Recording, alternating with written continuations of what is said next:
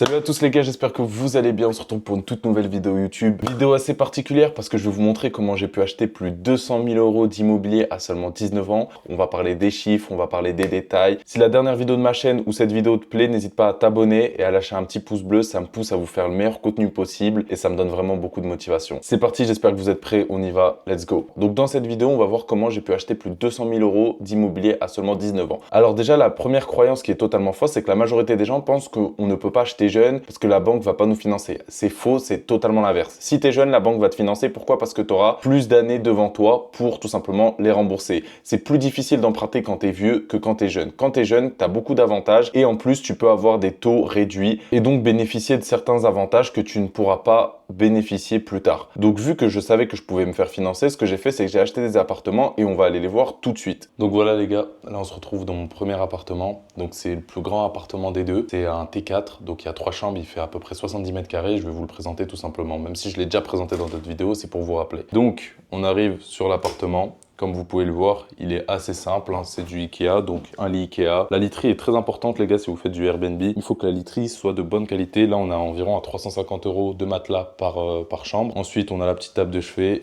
le petit bureau et la petite penderie les gars. Cette penderie elle est très intéressante parce que je l'ai payée que 80 euros. Et franchement elle fait le taf, elle est grande pour du Airbnb, c'est carré. Ensuite, excusez-moi si c'est le bazar, c'est en plein ménage parce qu'il y avait des voyageurs Airbnb. Donc là vous voyez qu'il y a une côte qui est en train de sécher mais bon.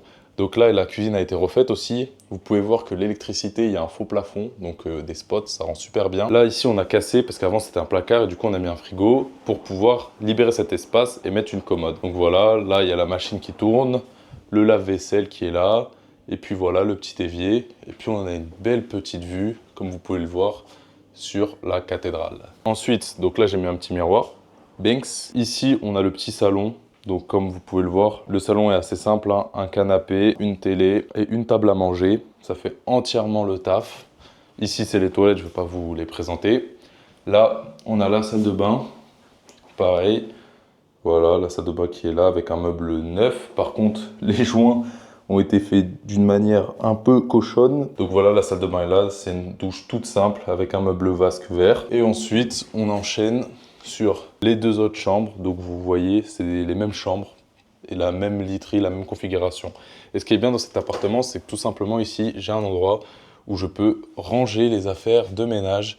Donc pour la femme de ménage, c'est super bien. Elle a tout ce qu'il faut à disposition directement dans l'appartement. Donc maintenant que je vous ai fait la présentation de l'appartement, ce qui vous intéresse vous, c'est combien ça me rapporte et quelles sont mes charges. Alors je vais vous les expliquer tout de suite. Laissez-moi me poser. Donc pour cet appartement, vous pouvez le voir qu'il est assez gros. Il fait 70 mètres carrés. Et donc au niveau des charges, je suis à 545 euros de crédit par mois. Ok. À ça, vous additionnez du coup l'assurance, donc qui est de 19,33 euros.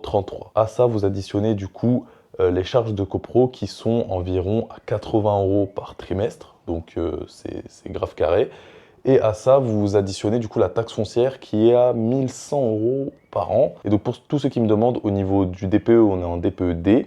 C'est du chauffage à gaz et je paye électricité plus gaz 140 euros par mois. Donc il me faut grosso modo environ 900 euros, 850 euros par mois pour être au seuil. Et cet appartement me génère au minimum, je dis bien au minimum, 1500 euros par mois. Les plus petits mois, on fait 1500 euros, les plus gros mois, on fait du 3200 euros à peu près. Donc vous voyez que la marge est énorme. Il y a encore des gens qui se disent que investir en immobilier, c'est la pire des choses. Non. Alors investir en immobilier, c'est la meilleure des choses, mais il faut le faire de la bonne façon. Il y a beaucoup de personnes qui se disent, je vais attendre d'avoir beaucoup d'argent pour investir en immobilier. Tu n'as pas besoin d'avoir beaucoup d'argent. Pour un projet comme ça, tu as besoin de 5000 euros si tu passes avec un courtier et si ton dossier est béton. Et il y a beaucoup de gens qui viennent me voir et qui me disent, ah oui, mais est-ce que c'est pas mieux d'acheter cash? Acheter cash, c'est débile. Parce que peut-être que tu vas avoir un appartement à 100 000 euros, tu vas dire, ah bah c'est bien, au moins je l'achète cash et derrière j'ai tous les loyers qui rentrent directement dans ma poche. Bravo, tu as fait la pire erreur de ta vie. Pourquoi? Parce que avec 100 000 euros, tu aurais pu le diviser par 10 et lever 1 million. Et dans 20 ans, tu aurais eu 1 million à la place de 100 000 euros maintenant. Tu vois où je veux en venir? Alors peut-être que de ton point de vue, tu pensais que c'était plus rentable tout simplement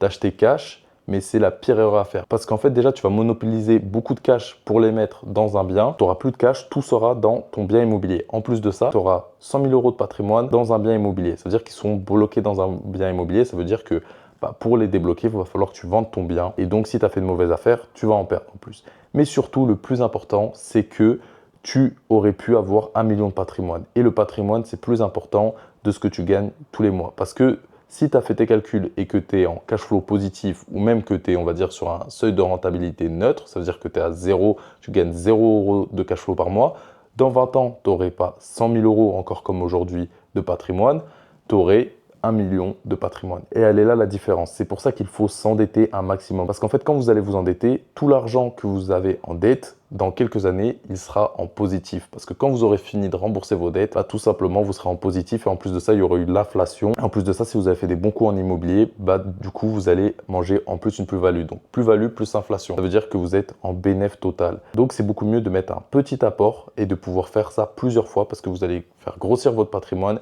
et votre patrimoine, vous allez pouvoir l'avoir dans quelques années. C'est pour ça que plus tôt vous commencez, plus c'est intéressant. Deuxième point, c'est pas du tout un risque d'investir en immobilier parce que c'est la banque qui paye. Il y a beaucoup de gens qui me disent oui, mais je vais être endetté sur plusieurs années, etc. Si tu as acheté au prix du marché, tu revendras au prix du marché où tu perdras quelques milliers d'euros. Et donc, tu ne seras pas endetté sur des milliers et des milliers d'euros, ok? Tu seras endetté peut-être sur 2 000 – 3 000 € que tu auras perdu. Parce qu'aujourd'hui, si tu achètes un bien au prix du marché, tu le revendras au prix du marché, à moins que tu sois vraiment débile et que tu as acheté un bien surévalué. Donc tu ne seras jamais endetté à 80 000 €, etc. Non, parce que s'il y a un problème que tu ne peux plus payer, la banque, elle remboursera une partie et ce qu'elle ne pourra pas rembourser, c'est ça qui te restera à être endetté. Mais ça n'arrivera jamais parce que tu auras fait les choses bien si tu as accompagné.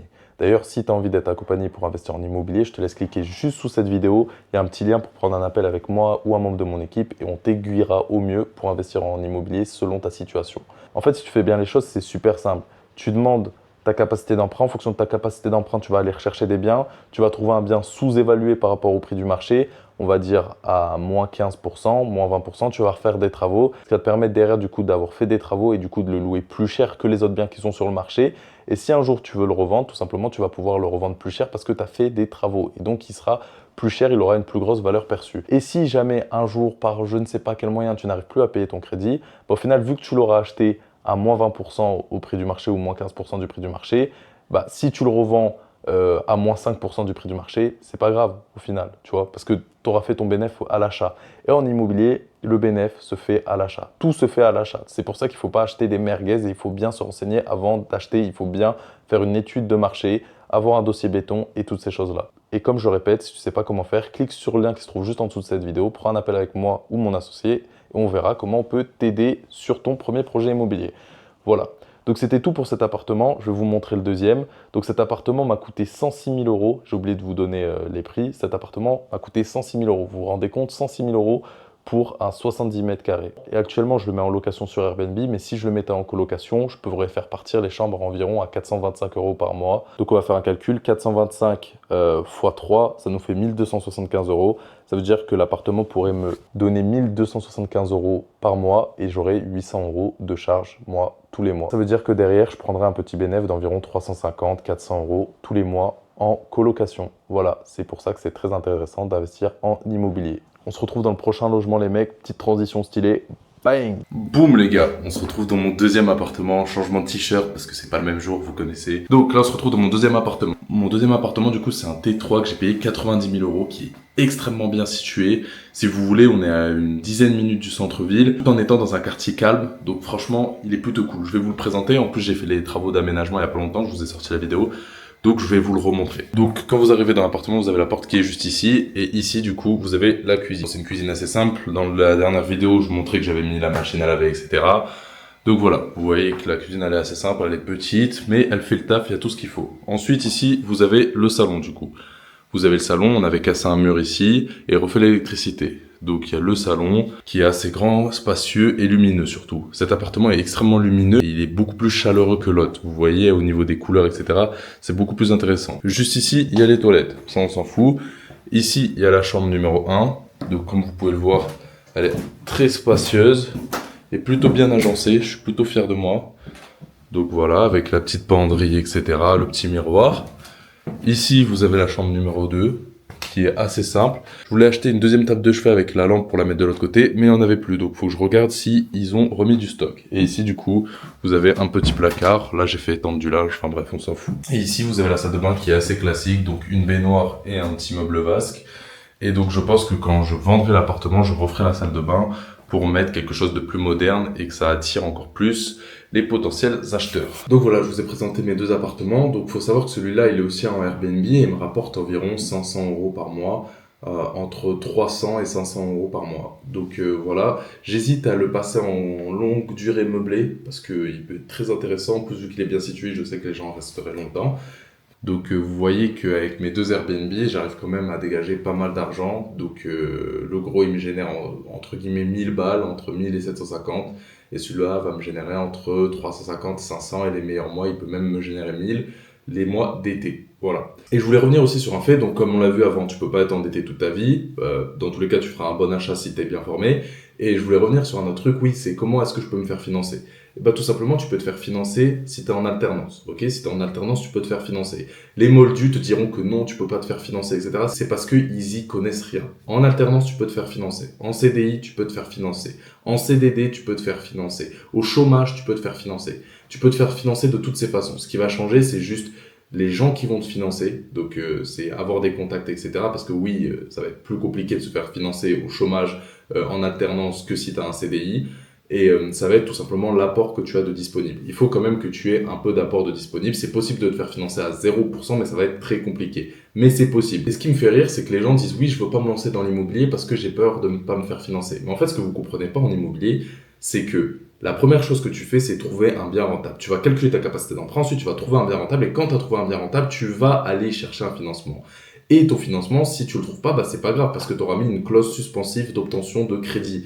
Et donc, si t'as pas de financement, si tu as plusieurs refus, bah tout simplement, le bien que tu as trouvé rentable, bah c'est pas grave, il te passe sous le nez, mais toi tu perds pas d'argent. En fait, tu perds pas d'argent, donc tu as tout à aller justement chercher des bonnes opportunités, trouver des bons biens, mettre une clause d'obtention de crédit. Et si dans le pire des cas, bah tu trouves pas de financement, bah tu as juste un refus et tu rien à payer parce que tu auras mis une clause. Voilà. Donc je comprends toujours pas pourquoi il y en a qui ne veulent pas investir en immobilier. Et franchement, l'immobilier, c'est la meilleure chose à faire en parallèle de son taf parce que tu commences maintenant, dans 20 ans, tu vas avoir du patrimoine. Ce qu'on construit maintenant, c'est ce que tu auras dans 20 ans, 25 ans.